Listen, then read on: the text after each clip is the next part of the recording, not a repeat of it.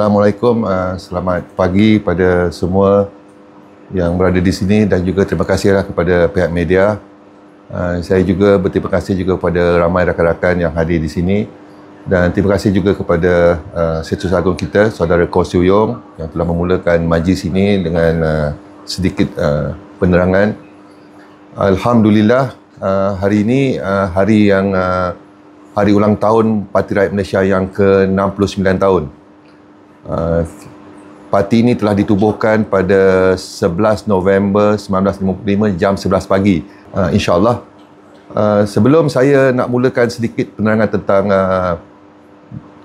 dasar parti dan juga berkenaan dengan bagaimana kita mendepani penjajahan baru di tanah air ini, saya ingin mengimbau kembali sekejap berkenaan dengan sejarah parti.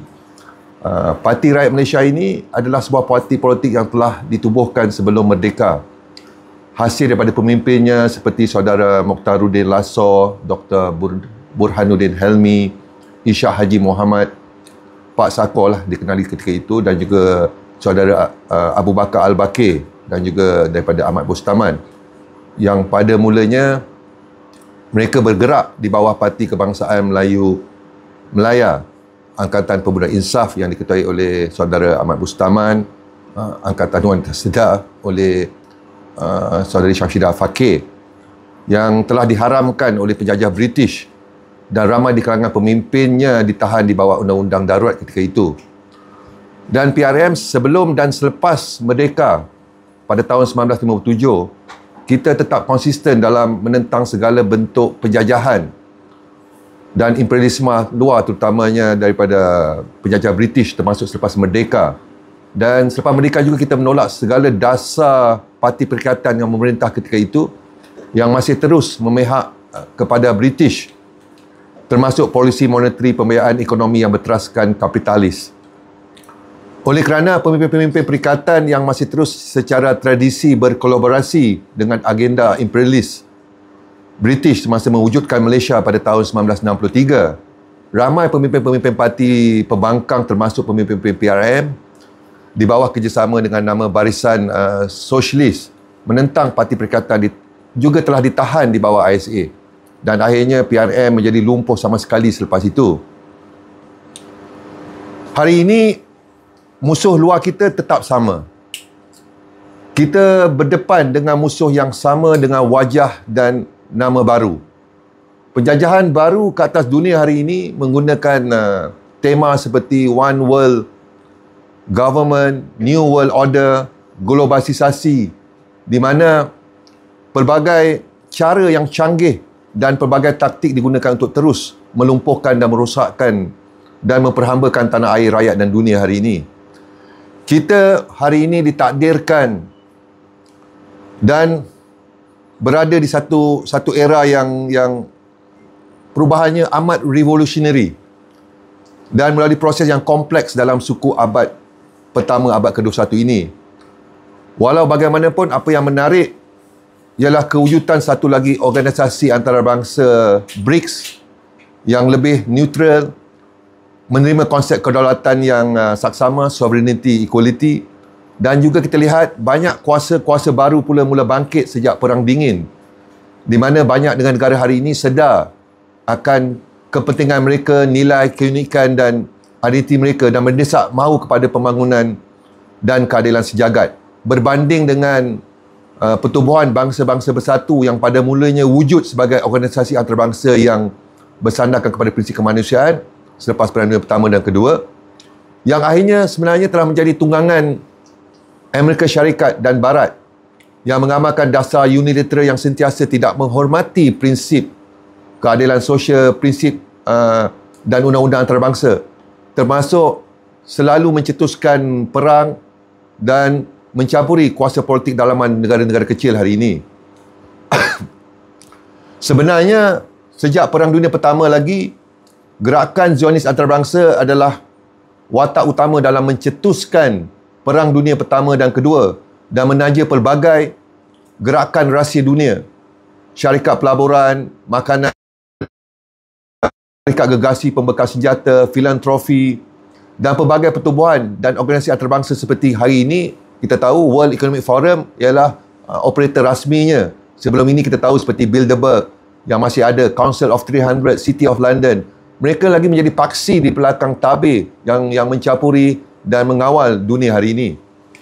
Dan kita tahu seperti juga syarikat kewangan antarabangsa seperti IMF, Bank International Settlement, World Bank juga mempengaruhi terutamanya polisi antarabangsa negeri kerajaan British dan Amerika, terutamanya dalam dasar luar negeri mereka. Dan kita lihat isu Palestin sejak penubuhan kerajaan haram Zionis Israel pada tahun 1948 masih lagi membunuh ramai rakyat sejak 1948, sejak tahun 1967 masa perang Kipur 6 hari, dan juga pada 7 Oktober yang lepas. Dan Mahkamah Antarabangsa juga telah memutuskan bahawa Israel telah actually melakukan genosid kepada rakyat Palestin hari ini. Dan kita juga melihat di peringkat antarabangsa yang lain juga kita berdepan dengan pelbagai cabaran baru dengan teknologi artificial intelligence yang canggih dan menarik. Tetapi persoalannya adalah isu etika yang kontroversial dan kompleks antara hubungan interaksi antara manusia dengan artificial intelligence. Dan juga kita juga berdepan dengan pelbagai malapetaka bencana alam hari ini, ketidakadilan sosial yang parah daripada aspek ekonomi, akses kepada kesihatan, pendidikan, keselamatan makanan, dan juga kita lihat ombak migrasi yang besar dan juga kebanjiran pendatang tanpa izin yang juga berlaku di negara kita hari ini. Kita juga lihat krisis perang di Ukraine, Israel dan Iran, dan juga isu China dan Taiwan juga meresahkan kita kepada potensi konflik serantau di Eropah, di Timur Tengah dan juga di Nusantara, di kawasan kita. Dan juga termasuk isu global epidemik sejak pandemik COVID-19. Saya nak sentuh sikit tentang COVID-19 kali ini penting kerana berkaitan dengan apa yang berlaku pada hari ini. Kita lihat pengalaman kita semasa COVID-19 menunjukkan bahawa pertama, Badan Kesihatan Dunia WHO yang mengisytiharkan darurat kesihatan pandemik COVID-19 merupakan organisasi yang tidak bebas, tidak objektif, tidak dipilih, berat sebelah dan dipengaruhi oleh syarikat-syarikat farmaseutika antarabangsa yang mempunyai kepentingan, keuntungan peribadi dalam menjual dan mempromosi eksperimental vaksin. Yang kedua, kita juga lihat kerajaan kita pada ketika itu gagal mempertahankan undang-undang tempatan dan perlembagaan persekutuan dalam menentukan dasar polisi kesihatan awam ketika COVID-19. Mereka mudah menerima bulat-bulat sahaja saranan WHO tanpa siasatan, sekaligus melanggar hak asasi rakyatnya sendiri. Malah, pandemik COVID-19 dan pindaan regulasi kesihatan antarabangsa oleh WHO terus dipersetujui oleh kerajaan Malaysia dan sekaligus telah secara langsung dan tidak langsung mengambil kuasa darurat dari pemerintah Malaysia di bawah artikel 150 Perlembagaan Malaysia. Dan ini jelas mengancam keselamatan dan kedaulatan negara. Pandemic Treaty juga yang sedang mereka olah hari ini, yang telah gagal mereka persetujui pada Jun yang lepas, masih lagi mereka berbincang. Mereka masih cuba juga untuk dapat persetujuan dalam bulan Disember ini. Dan kita bimbang jika Pandemic Treaty ini berjaya dan disokong oleh negara-negara, maka prinsip One Health Policy yang ada dalam Pandemic Treaty ini akan menyebabkan WHO akan mudah mengisytiharkan pandemik darurat dan menyebabkan lockdown atas alasan pencemaran alam sekitar akibat kononnya wujudnya penyakit berjangkit. Malah, Pandemic Treaty ini juga akan memberi kuasa kepada WHO bukan sahaja sebagai badan penasihat, tetapi badan yang akan mengarahkan dan menguruskan Pandemic Treaty ini. Penggunaan eksperimental vaksin ataupun eksperimental gene therapy yang menggunakan teknologi mRNA, Pfizer, saya sebut senang namanya lah Pfizer. Semasa pandemik COVID-19 jelas menggunakan teknologi yang tidak selamat kerana jelas tidak menunjukkan apa-apa data keselamatan jangka masa yang tidak ada. Tidak ada data yang berkesan. Ujian juga dibuat dalam masa singkat, hanya lebih kurang 2 bulan. dan masih juga dalam tahap ujian klinikal dan peringkat percubaan. Bagi penggunaan teknologi mRNA juga, dia juga berdasarkan satu penyelidikan baru menggunakan messenger RNA untuk mengeluarkan antibody spike. Dadah yang menggunakan teknologi mRNA ini tidak pernah digunakan dalam penyembuhan penyakit sehinggalah ia diperkenalkan melalui pandemik COVID-19. Kita ni sebenarnya dah jadi menjadi makmal sains dunia hari ini. Ia juga melanggar sebenarnya definisi vaksin dalam Akta 342 sebab Akta Vaksin 342 tidak mengatakan boleh menerima eksperimental apa lagi gene terapi seperti mRNA. Jadi ini adalah kali pertama ia digunakan ke atas manusia semasa pandemik COVID-19 dan bukan pula konvensional vaksin. Dan terdapat banyak bukti laporan perubatan termasuk pengakuan daripada pengeluar vaksin itu sendiri bahawa pengambilannya boleh menyebabkan kesan sampingan yang serius dan kematian. Malah banyak laporan, data dan bukti perubatan ia tidak selamat, beracun dan tidak berkesan sama sekali. Malah informed consent, persetujuan termaklum merupakan non-derogable right, hak yang tidak boleh direndahkan sebagai prasyarat utama untuk membenarkan penggunaan eksperimental vaksin yang bersifat pencegahan tidak dibuat dan diberitahu kepada orang ramai yang menerima vaksin ketika itu. Even oleh Kementerian Kesihatan Malaysia dan kerajaan sendiri ketika itu. Penggunaan eksperimental vaksin ini pula dibenarkan atas alasan darurat. Tidak perlu data keselamatan, kebersihanan dan tidak perlu melalui proses penilaian yang teliti, menyeluruh dan ketat seperti prosedur Biological License Application under Amerika punya prosedur BLA untuk kebenaran vaksin di Amerika Syarikat. Proses BLA ni, Biological License Application ini, mempunyai track record yang amat baik dalam mempromosikan keyakinan dan kepercayaan umum terhadap vaksin yang diluluskan. Tetapi dalam kes ini, BLA tidak diterima pakai. Mereka hanya menggunakan satu lembaran fax ataupun fact sheet yang diluluskan oleh FDA, iaitu Badan Pentadbir Dadah Makanan USA, semasa darurat COVID-19 dan bukan penyataan maklumat vaksin itu sendiri, iaitu dipanggil VIS, bagi vaksin berlesen yang dikeluarkan ketika itu. Sebab itu jelas dalam lembaran fakta pengeluaran vaksin mengaku bahawa vaksin COVID-19 bukan vaksin yang belum diluluskan untuk menghalang COVID-19. Masih dalam kajian dan sedang berjalan di peringkat ujian klinikal dan tidak melalui proses semacam FDA sebagai produk yang diluluskan atau cleared produk. Kini kita tahu data dan bukti jelas menunjukkan COVID-19 vaksin gagal mencapai imuniti semula jadi. Gagal untuk menghalang penyakit COVID-19. Dan ada bukti bahawa majoriti yang mendapat COVID-19 itu adalah datang daripada penerima vaksin COVID-19 itu sendiri. Kita juga bimbang dengan SSPA. Hari ini kita penjawat awam telah dikeluarkan satu skim syarat penjawat awam yang akan berkuasa pada 1 Disember ini yang akan memastikan pegawai awam mesti mengikut arahan ketua jabatan untuk mendapatkan kemudahan vaksin. Mereka menggunakan perkataan kemudahan vaksin.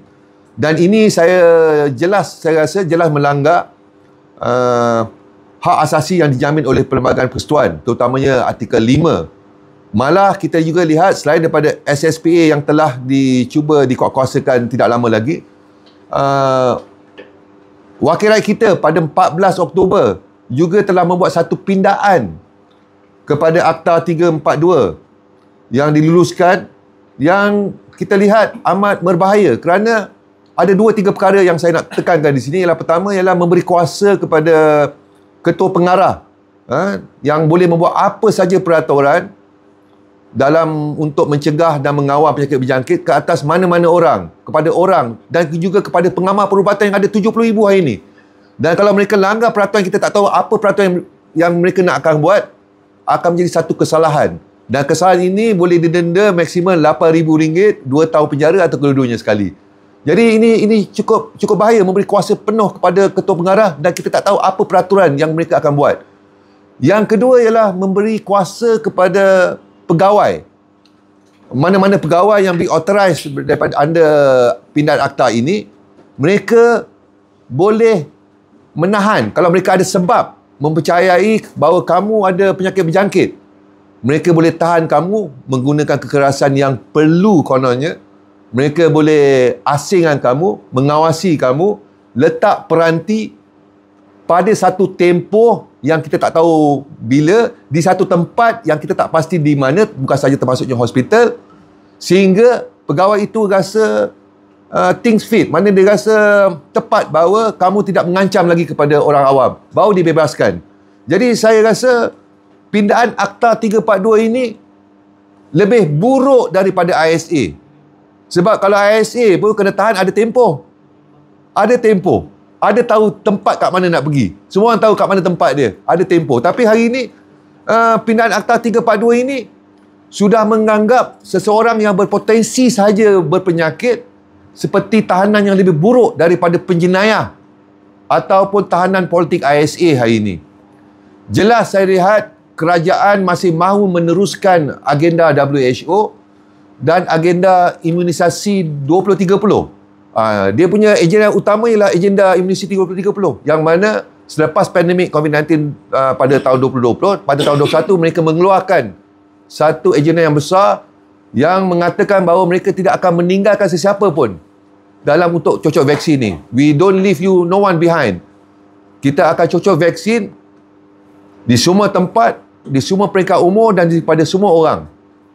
Jadi mereka mahu introduce new vaksin yang mereka sudah patentkan hari ini.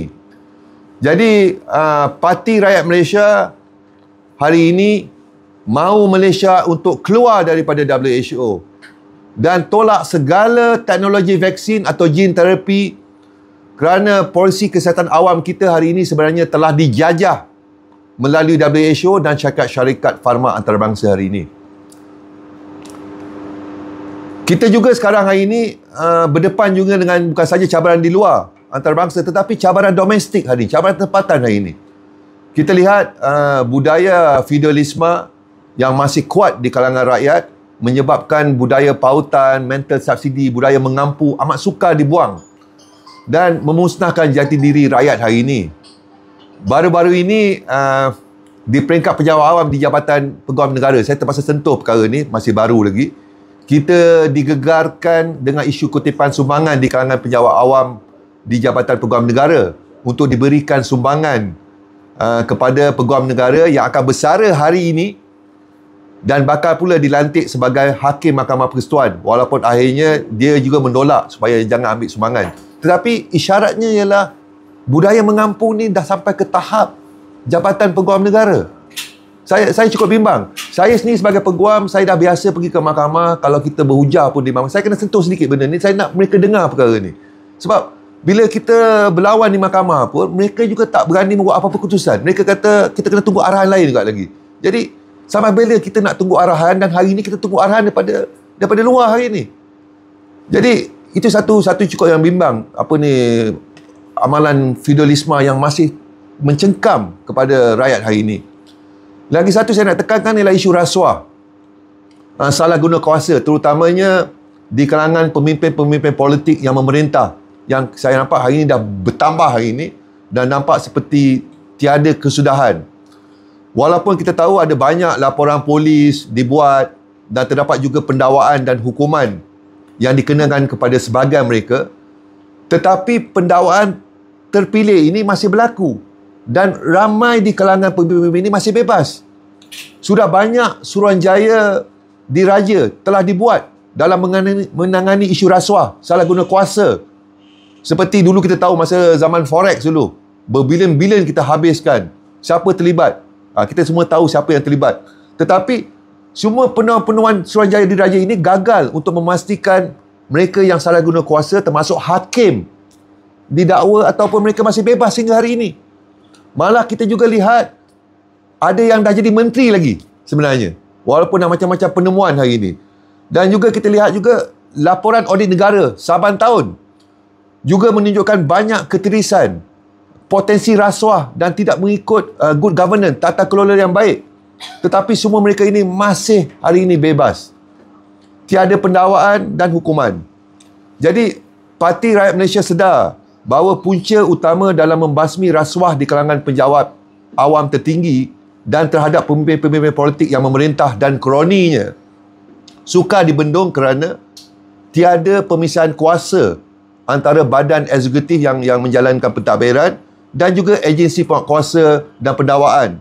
Kita lihat hari ini Ketua Polis Negara, Peguam Negara, Suruhanjaya Agensi Rasuah itu sendiri dilantik oleh Perdana Menteri.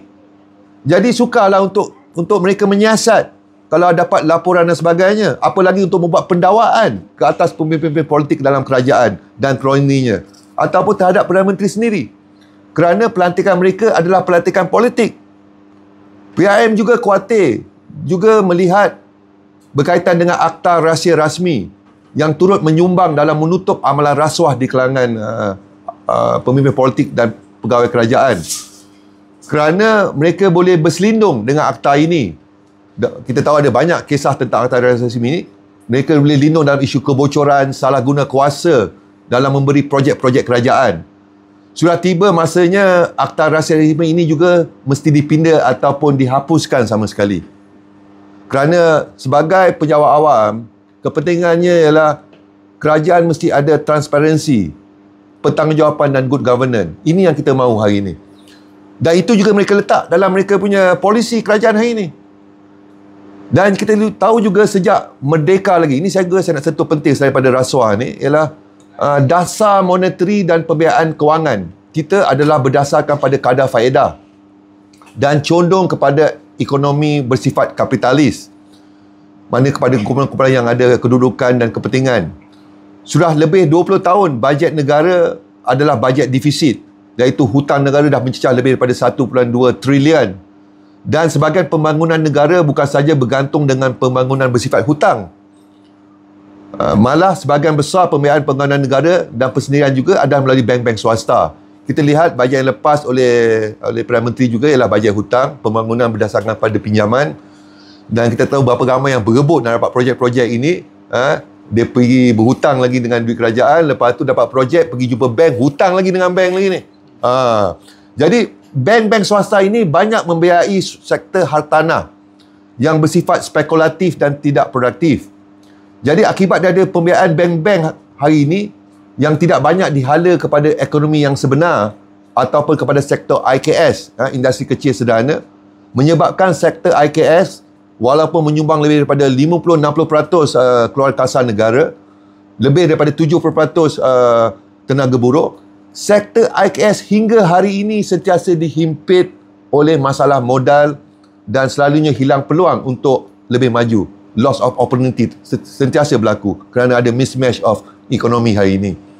Yang menyedihkan lagi ialah kos pembiayaan yang dibuat oleh bank hari ini dalam bentuk pinjaman akan sebenarnya dikongsi oleh orang ramai seperti kita hari ini melalui kenaikan harga barang dan perkhidmatan yang dipanggil inflasi. Jadi hari ini kerana apa? Kerana terlalu banyak wang hutang yang diterbitkan melalui dalam bentuk hutang berbanding dengan pengeluaran. Justru itu kita lihat hari ini semakin ramai rakyat hari ini kita sendiri dihimpit oleh masalah wang, kemiskinan, masalah aliran tunai, cash flow, peningkatan pengangguran siswaza, harga rumah yang terus meningkat, kos sara hidup yang cukup tinggi. Kita menghadapi institusi keluarga yang semakin rapuh, kadar perceraian yang meningkat, kadar kelahiran yang rendah, masalah kaum, intra-kaum, dan juga berbagai-bagai masalah yang kita hadapi hari ini.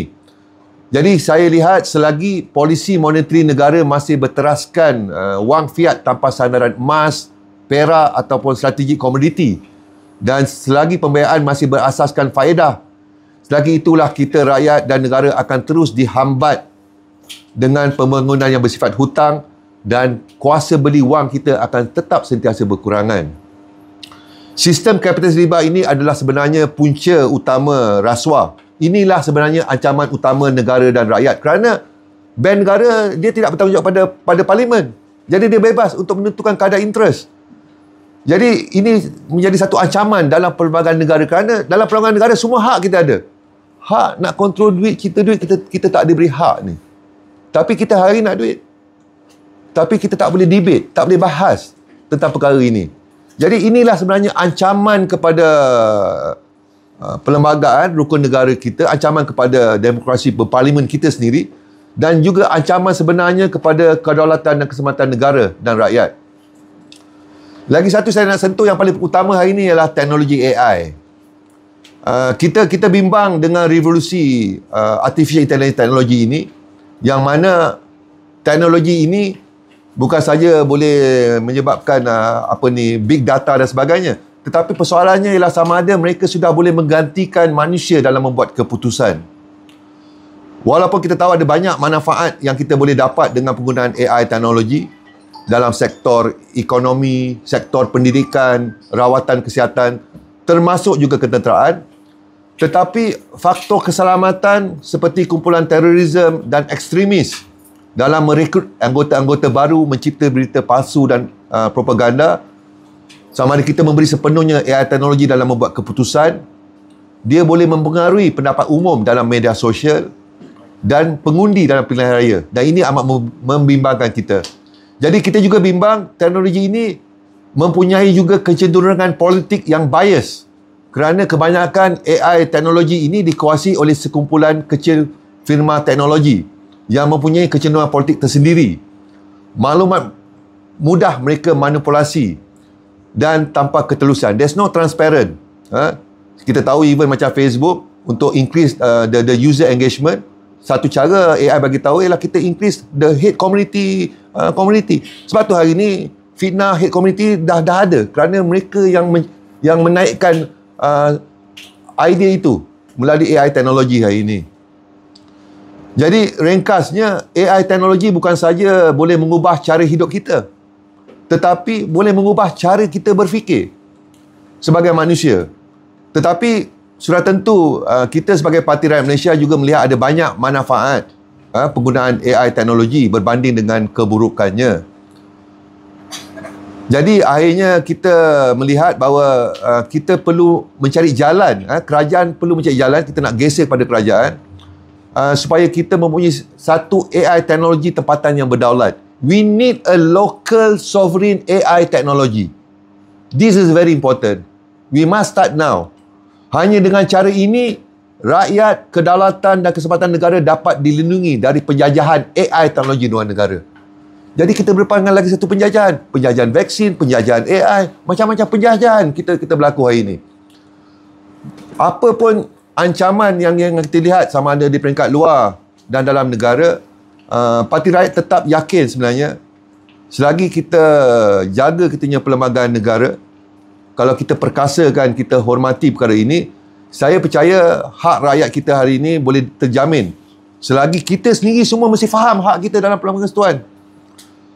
Kita tahu juga hari ini pemimpin-pemimpin kita ada sumpah jawatan, sumpah setia oleh pemerintah, oleh menteri-menteri, oleh wakil-wakil rakyat, termasuk hakim-hakim, dan mereka akan sentiasa taat kepada tanah air dan sentiasa memelihara, melindungi dan mempertahankan Perlembagaan Persekutuan.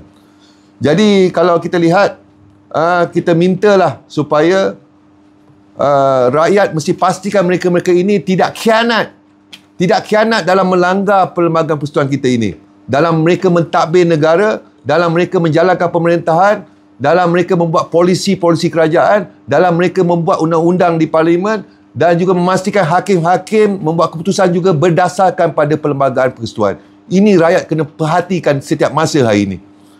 Akhir kata, Parti Rakyat juga akan terus relevan selagi pemimpin-pemimpin kita ada daya intelektual. Kita perlu ada daya intelektual.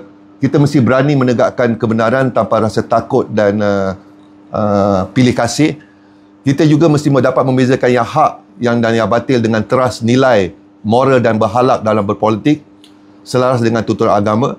Kita juga terus mengutamakan lapisan rakyat yang paling bawah dan dizalimi, dan kita akan sentiasa menyiasat, kita sentiasa menyelidiki dan menentusahkan sesuatu perkara dengan tekun setiap masa, insya-Allah, dan berterusan memperkasakan rakyat terus mencari dan melahirkan anak-anak muda bangsa yang amanah, berakhlak, yang suka berbakti, yang berpandangan luas dan saintifik, dan berani meletakkan mereka dalam kepimpinan PRM. Saya yakin PRM Malaysia akan menjadi parti politik negara yang berpotensi untuk menerangi negara, insya-Allah. Terima kasih.